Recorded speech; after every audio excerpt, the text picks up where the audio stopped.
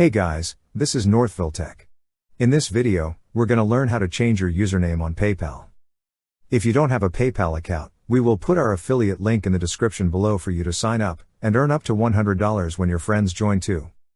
But if you already have an account, just open the website, then click Login.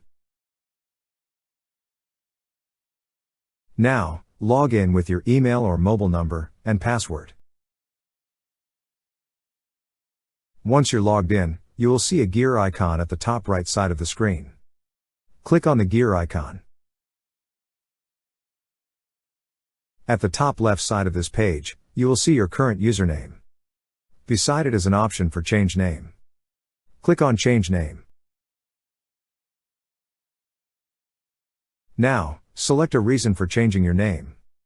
Choose from the options provided, then click on Next. To confirm, you need to upload a government ID, and a document is shown on this page. Click on Choose File, then follow the remaining on-screen prompts and instructions. That's how you change your username on PayPal. Thank you so much guys for watching, and if you have not yet subscribed to our YouTube channel, please subscribe to our YouTube channel as we create tech videos related to financial apps almost every day.